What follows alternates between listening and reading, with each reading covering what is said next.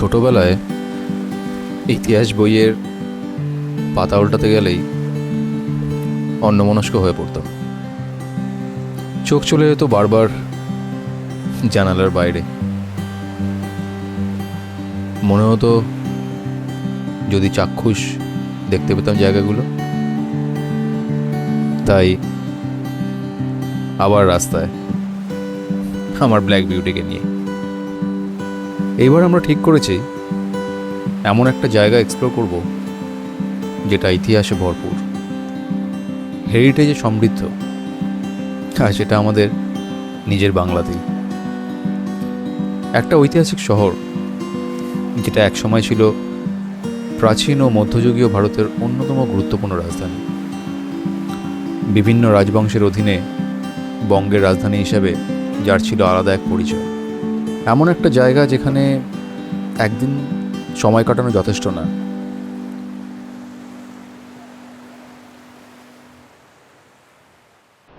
Very good morning from outskirt of Kolkata this time. কারণ already Kolkata থেকে বেরিয়ে গেছি, কল্যাণী এক্সপ্রেসওয়েতে রয়েছি। টাইম হচ্ছে 4:35 আর শুরু করে দিয়েছি 2026-এর ফার্স্ট রাইড। আজকে হচ্ছে 23rd of Jan।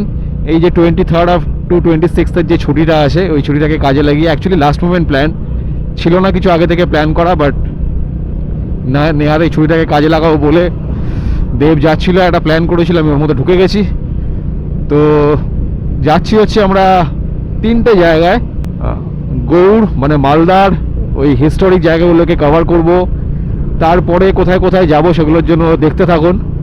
একবারে সব কিছু রিভিল করে দিলে ভালো লাগবে না। তো আজকে যেটা আছে, আজকে যাচ্ছি হচ্ছে গৌড়। আজকে ডেস্টিনেশন কম, মানে ডিস্টেন্স কম, 300 কিলোমিটার মতো রাইড এখান থেকে মালদা পৌঁছানোর জন্য। সেই জন্য আজকে মাঝরাতে বেরোনো হয়নি, মানে মাঝরাতে বলতে যেরকম আমরা নর্মালি রাইড করছিলাম আর কি, হোল নাইট রাইড করছিলাম, সেরকম বেরোনো হয়নি। ওই জন্য এখন টাইম বুঝতেই পারছেন 4:36, আর এখন কল্যাণী এক্সপ্রেস মানে আমরা ভোরবেলার দিক করে বেরোলাম আর কি, যাতে কিছুক্ষণ পরেই আলো ফুটে যায়। আর অনেক নতুন রাইডাররাও আছে এখানে কিছু, যারা নাইট রাইডে কমফোর্টেবল নয় পুরোপুরি, তো তাদের কথা মাথায় রেখেই এইটা ডিসিশনটা নেওয়া হয়েছে আর কি। তো বেরিয়ে গেছি। ঠান্ডা প্রায় কমে গেছে, যেরকম ধরনের ঠান্ডা চলছিল তার তুলনায় অনেকটাই কমে গেছে, কিছুই নেই সেরকম। তো এবার দেখা যাক। আমরা দাঁড়িয়েছিলাম হচ্ছে মুড়াগাছার এখানে একটা মিটিং পয়েন্ট, ওখানে সবাই মিট করলাম। অ্যাকচুয়ালি আমারও আজকে ঘুম থেকে উঠতে দেরি হয়েছে, ফরের চেঞ্জ, আমি কোনোদিন লেট হই না নর্মালি মিট আপ পয়েন্টে পৌঁছতে, কিন্তু আজকে হয়ে গেছে। সামহাউ চোখটা লেগে গেছিলো, খুলতে পারিনি। তো সেই জন্য কি হয়েছে, একটুখানি দেরিতেই পৌঁছেছি আমি, একলা পাটুলি থেকে বেরিয়ে মুড়াগাছা অবধি। এবার আমরা একসঙ্গেই আছি। এবার 100 কিলোমিটার পরে একটা ইন্ডিয়ান অয়েলে পেট্রোল পাম্পে আমরা ব্রেক নেব। সেখান থেকে কারো টপ আপ করানো থাকলে, ফুল আপ করানো থাকলে করে নেবে। এগুলো কুয়াশা না ধোঁয়া বুঝতে পারছি না, দেখে তো মনে হচ্ছে ধোঁয়া, ধোঁয়া ধোঁয়া গন্ধও বেরোচ্ছে, কিসের ধোঁয়া বুঝতে পারছি না। ওয়েল, টাইম হচ্ছে এখন 5:48, ভোরের আলো ফুটতে শুরু করেছে। আর আমরা এখন আছি হচ্ছে কৃষ্ণনগর থেকে মোটামুটি, আর এই তো দেওয়া আছে মালদা 223 কিলোমিটার, বহরমপুর 109, মায়াপুর ইস্কন 38, আর কৃষ্ণনগর থেকে ওই 16-17 কিলোমিটার দূরে আছে আর কি। অ্যান্ড ট্রাস্ট মি, এতক্ষণ অবধি একটু ঠান্ডা লাগছিল না। এই জায়গাটা এসে পুরো কাঁপিয়ে দিল পুরো, বাপরে বাপ। মানে মুহূর্তের মধ্যে গা হাত পা পুরো একদম জমে গেল, মনে হচ্ছে হাত পাত পুরো নাম হয়ে গেছে। বাবারে, oh this is called winter ride man. ফার্স্টে আগে এক্সপেক্ট করেছিলাম যেরকমভাবে ঠান্ডা চলছিল কলকাতায় হয়তো প্রথম থেকে এরকম পাবো, বাট হঠাৎ করে কমে গেছে। এইখানে এখনও রয়েছে, অ্যান্ড স্পেশালি এই ভোরবেলার দিকে সব জায়গাতেই ঠান্ডা পড়ছে, কলকাতার দিকেও ঠান্ডা আছে। আর এইখানগুলো তো ফাঁকা ফাঁকা জায়গা, ওই বাবারে কাঁপিয়ে দিল পুরো। তো আমাদের যে প্রি ডিটারমাইন্ড স্টপটা করা আছে সেখান থেকে আর 27 কিলোমিটার মতো দূরে আছি। একটু চা কফি যদি পাওয়া যায় একটুখানি খাবো। আর দিনে আলো ফুটতে শুরু করে দিয়েছে, ওখান থেকে যতক্ষণে বেরোবো ততক্ষণে আলো ফুটতে শুরু হয়ে যাবে। উরে বাবারে বাবারে বাবারে, কি ঠান্ডা রে, কাঁপিয়ে দিল হঠাৎ করে। অল রাইট, তো বাজে হচ্ছে 6:09, পৌঁছে গেছে হচ্ছে আমাদের এই স্টপেজটা, যদিও এটা এখান থেকে 4 কিলোমিটার দূরে দেখাচ্ছে, কিন্তু এটা হবে না। এটাই পাশে একটা পেট্রোল পাম্প আছে, কিছু মেম্বার ওখান থেকে পেট্রোল ভরিয়ে নিচ্ছে। আর এখানটায় পুরো কাঁপিয়ে দিল আস্তে আস্তে। বাবা, এই সেই জায়গা, এখানে আগেও দাঁড়িয়েছি আমরা প্রত্যেকবারই রাত্রিবেলা ঘন অন্ধকারের মধ্যে দাঁড়াই। এই ফার্স্ট টাইম এরকম আলোর টাইমে দাঁড়াচ্ছি আর কি, কারণ এরকম টাইমে তো যাওয়া হয় না। তো জানি না, এবারে হয়তো কুয়াশাটাও এই সময়টা একটুখানি বেশিই পাবো আমরা। এই পেট্রোল পাম্পটা, আর এবারে অনেক মিক্স অ্যান্ড ম্যাচ বাইক আছে। গেরিলা রয়েছে, এক্সপালস রয়েছে, হিমালয়ান আছে, অ্যাভেঞ্জার আছে, সবাই মিলে যাওয়া হচ্ছে। লুক অ্যাট দিস, কি সুন্দর করে সাজিয়ে নিয়ে যাচ্ছে এগুলো। এগুলো প্রবাবলি সেই কুয়োর ইয়েগুলো, কিন্তু অনেকটা ছোট লাগছে ডায়ামিটারটা, জানি না কী কাজে লাগে। প্রবাবলি হয়তো ওই আগে বোরিং করার সময় পাশে যে মাটির ইয়েগুলো লাগানো হতো ওই রকমই দেখতে লাগলো। বাট এটা একটুখানি ছোটো সাইজের আর একটু বেটার ফিনিশিং অ্যান্ড ভালো দেখতে আর কি। আমরা প্রবাবলি ক্রস করছি, হ্যাঁ চলে এসেছি পলাশি। ওই যে গেটটা দেখা যাচ্ছে, পলাশি ক্রস করছি সকাল 7:14-তে। আর প্রচণ্ড কুয়াশা, মাঝখানে কিছু কিছু জায়গায় এত ঘন কুয়াশা ছিল, কম ভিজিবিলিটি হয়ে যাচ্ছিল। দিনের আলো খুব একটা অসুবিধা নেই, এই সেম জায়গাটা যদি রাত্রিবেলা ক্রস করতে হতো তাহলে বেশ চাপের হতো। আমরা একবারে যাচ্ছি আমাদের ব্রেকফাস্ট পয়েন্টে, যেটা এখান থেকে এখনও প্রায় 52 কিলোমিটার দূরে আছে, পাপ্পুদা ধাবা। বহরমপুরটা ক্রস করে একটুখানি এগিয়েই।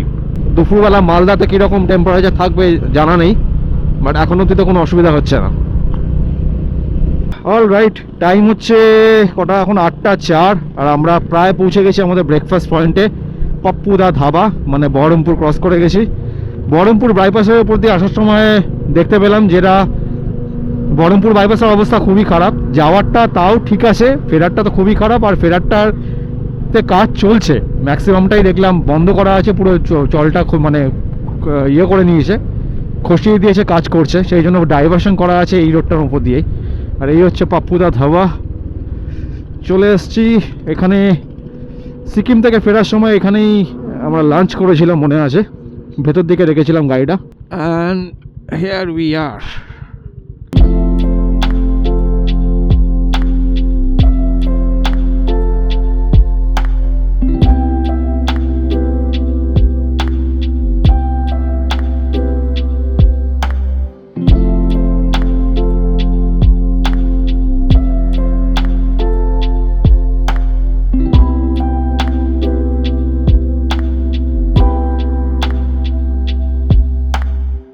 অল রাইট, টাইম হচ্ছে 9:23, আর আমরা পাপ্পুদা ধাবা থেকে বেরোচ্ছি ব্রেকফাস্ট করে। 64 কিলোমিটার পরে আমরা একটা ফুয়েল ব্রেক নেব, সেখান থেকে ফুয়েল আপ করিয়ে তারপরে তো ঢুকে যাব আমাদের হোটেলে। 64 কিলোমিটার যেতে এখান থেকে দেখাচ্ছে 1 ঘন্টা 17 মিনিট মতো লাগবে। আর এসছি এক্স্যাক্টলি 243 কিলোমিটার, মানে আমার বাড়ি থেকে পাপ্পুদা ধাবা হচ্ছে 243 কিলোমিটার। অল রাইট, টাইম হচ্ছে 11:12-13, আর চলে এসছি হচ্ছে ফারাক্কা। এত বেলাতে বোধহয় এই প্রথমবার ফারাক্কা ক্রস করছি, কোনোদিন এরকম টাইমে তো ক্রস করিনি। হয় রাতে, আর্লি মর্নিংয়ে ভোরবেলায় ক্রস করেছি, একটু 19-20 হয়েছে হয়তো। এইরকম টাইমে কোনোদিনই ক্রস করিনি। ফেরার সময় এরকম টাইম হয় অনেক সময়, এর থেকে পরেও হয়েছে, কিন্তু যাওয়ার সময়টা কখনো ফেস করিনি। যাই হোক, আমাদের তাড়াহুড়ো নেই, সেই জন্যই এরকম টাইমে বেরোনো। এখান থেকে আমাদের হোটেল আর 31 কিলোমিটার মাত্র পড়ে আছে, 59 মিনিটস, মানে not even 1 hour.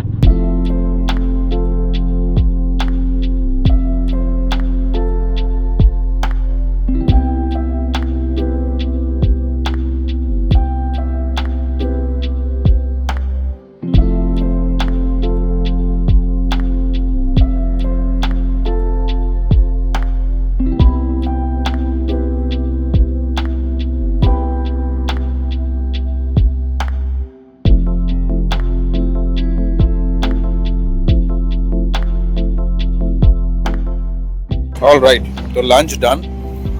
Tasty bite বলে একটা ছোট এরকম দোকান, বেশ বসার জায়গা ফায়গা রয়েছে, ভালোই, খাবার দাবার খারাপ নয়, তাড়াতাড়ি রেডি ছিল, মানে ওই ভাতের থালি, বিরিয়ানি ফিরিয়ানি রেডি ছিল, তো আমি বিরিয়ানি খেয়ে নিলাম, ঠিকঠাকই ছিল, ভালোই করেছিল। বাকি রান্নাগুলো ভালো, কেউ কেউ চাউমিন খাচ্ছে, কেউ ভাতের থালি নিয়েছে, চিকেন থালি ফালি নিয়েছে আর কি। আর আমাদের হোটেলটা একটুখানি এগিয়ে, জাস্ট সামনে এখান থেকে, মানে হার্ডলি 200-300 মিটার হবে, আর খেয়ে নিলাম। এবার আমরা যাবো হচ্ছে গৌড়ের কয়েকটা মনুমেন্টগুলো দেখতে, যতক্ষণ হয় সানসেট অব্দি যতক্ষণ কি দেখা যায় সেগুলো দেখে তারপরে হোটেলে ফিরে এসে রেস্ট।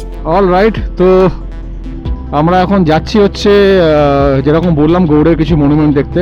লাঞ্চ হয়ে গেছে, আবার NH-12 উঠেছি, কিন্তু আমরা যাচ্ছি হচ্ছে টুয়ার্ডস কলকাতার দিকে, এই যে ফারাক্কা মেহেদিপুর। তো এখান থেকে আবার বাঁদিক নিয়ে নেব। আমরা জাস্ট NH-12 থেকে একটুখানি ভেতরে ঢুকেই মালদা টাউনের দিকে যে রাস্তাটা যাচ্ছে সেদিকে ঢুকেই ওই হোটেল পারমিতাতে আসি। আজকে 23 তারিখ, তো আজকে সরস্বতী পুজো রয়েছে, তো সেই জন্য চারপাশে এদিকে ঠাকুরপত্র অত দেখা যাচ্ছে না, একটা দুটো দেখতে পেয়েছি। তো ন্যাচারালি সেই জন্য কলকাতায় যে ব্যাপারটা থাকে আর কি, সবাই সেজে গুজে পাঞ্জাবি পরে, মেয়েরা শাড়ি ফাড়ি পরে বেরোয়, সেই ব্যাপারগুলো এখানে একটুখানি কমই দেখা যাচ্ছে। অল রাইট, আছি হচ্ছে এখন বারাদুয়ারি মসজিদ বা বড় সোনা মসজিদও বলে এটাকে।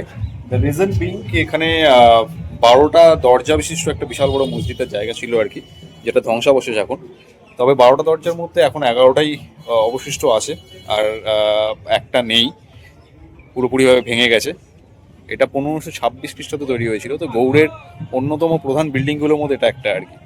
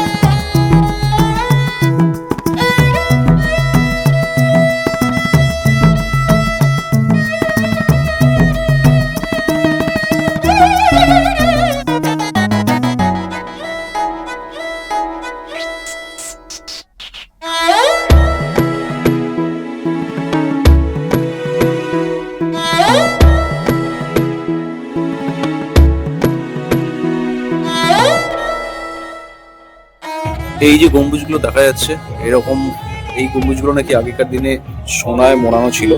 দ্যাট ইজ দ্য রিজন এটাকে বড় সোনা মসজিদ বলে আখ্যা দিয়েছিল আর কি। আর এখানে যেটা রয়েছে সেখানে হচ্ছে অনেকগুলো পিলারের ধ্বংসাবশেষ রয়েছে। খুব সুন্দর জায়গাটা। এই যে জায়গাগুলো রয়েছে এগুলো সবকটা একটা করে পিলার ছিল, পিলারের ধ্বংসাবশেষ রয়েছে। আর এর উপরের যে খিলান্দা জায়গাটা ছিল পুরো ছাদটাই ভেঙে গেছে, এটা নেই এখন। তবে এটা দেখে বোঝা যাচ্ছে যে যখন ছিল তখন কত সুন্দর দেখতে হয়ে থাকে।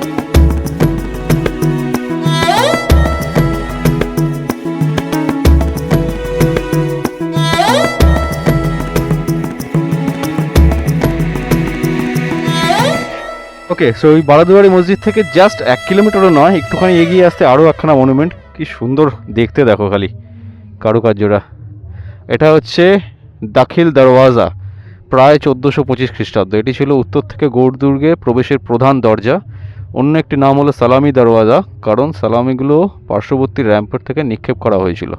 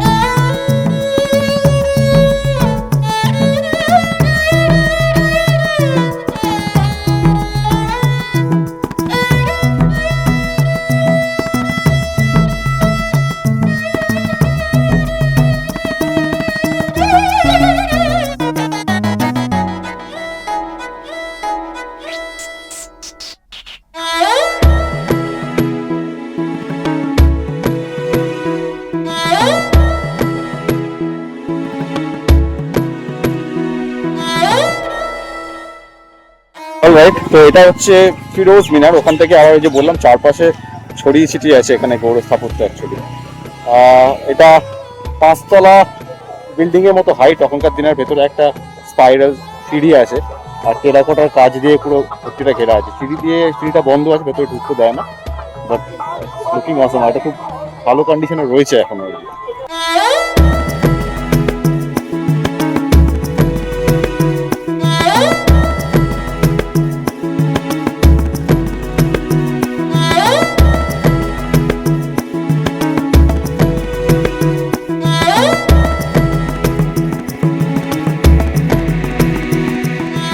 দিস এটার নাম হচ্ছে 22 গজি ওয়াল, মানে এই ওয়ালটার ইয়েটা উইথটা হচ্ছে 22 গজ।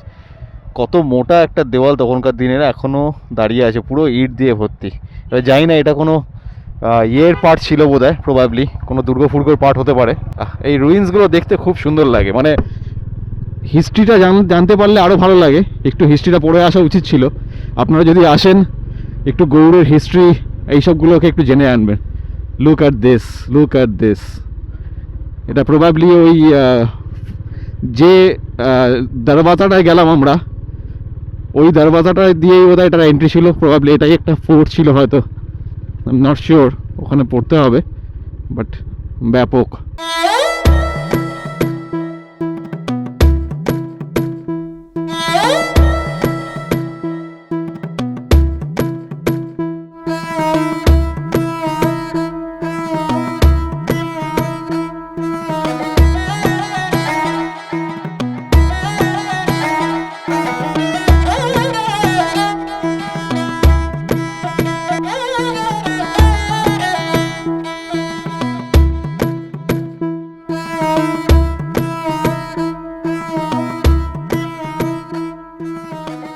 তো এবার এই যে এইটা প্রবাবলি যেরকম বলছিলাম সেরকম, ভেতরে নাকি একটা রাজপ্রাসাদ ছিল পুরনো।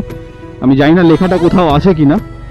রাজপ্রাসাদ বা দুর্গ যেটাই হোক না কেন, এটা একটা বাউন্ডারি ওয়াল ছিল। তো এখন আমরা যেটা খোঁজার চেষ্টা করছি সেটা হচ্ছে এর পেছন দিয়ে একটা সময় গঙ্গা প্রবাহিত হতো আর কি। এখান দিয়ে গঙ্গা নদীটা এখান দিয়ে যেত।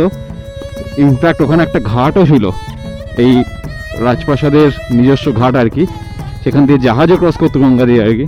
তো সেই জায়গাটা দিয়ে এখন আমরা এক্সপ্লোর করার চেষ্টা করছি। যতটুকু রুইন্স পড়ে আছে, দেখা যাক কি আছে। জায়গাটা হেভি, আমবনের ভেতর দিয়ে, ভেতরটা পুরো ফাঁকা, এখন কোনো বিল্ডিংয়ের অংশবিশেষ নেই। হয়তো যে বিল্ডিংটা আছে সেখানটার খালি একটুখানি অংশ পড়ে আছে।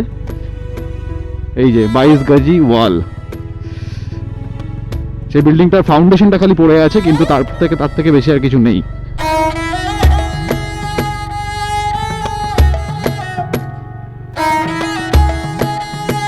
চলো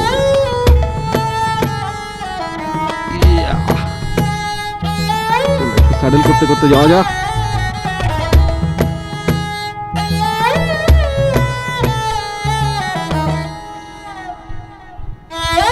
চলো গেছি।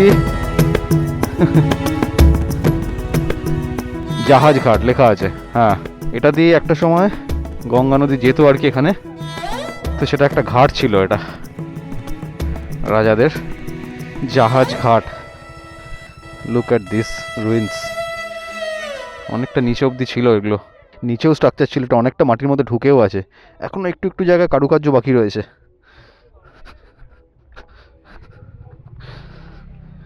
এগুলো প্রপারলি ওই খিলানেরই অংশগুলো ছিল।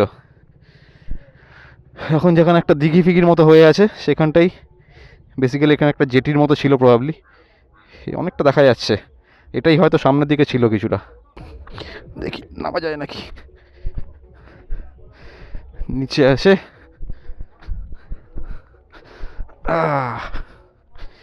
দেখি এখান দিয়ে যাওয়া যায় কিনা। এই তো, লুক অ্যাট দিস। চলো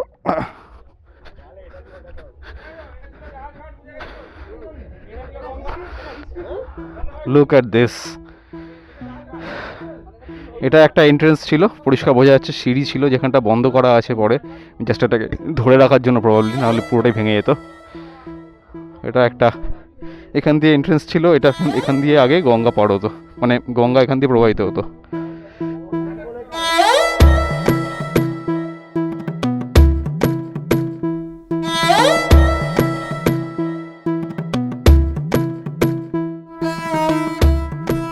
গৌড়ে এত ঐতিহাসিক নিদর্শন ছড়িয়ে আছে যেটা একদিনে দেখাও সম্ভব নয়, আর একদিনে আপনাদেরকে দেখানোও সম্ভব নয়। তাই ভিডিওর প্রথমেই বলেছিলাম যে এটাকে একদিনে দেখা সম্ভব নয়। তাই এর পরবর্তী অংশটা নেক্সট এপিসোডের জন্য রাখলাম। আরও যে জায়গাগুলো আমরা ঘুরে দেখেছি সেগুলো আমার ক্যামেরার থ্রুতে আপনাদের দেখাবো। সঙ্গে থাকুন, নেক্সট এপিসোডে আবার আসছি। So till then, ride safe and take care.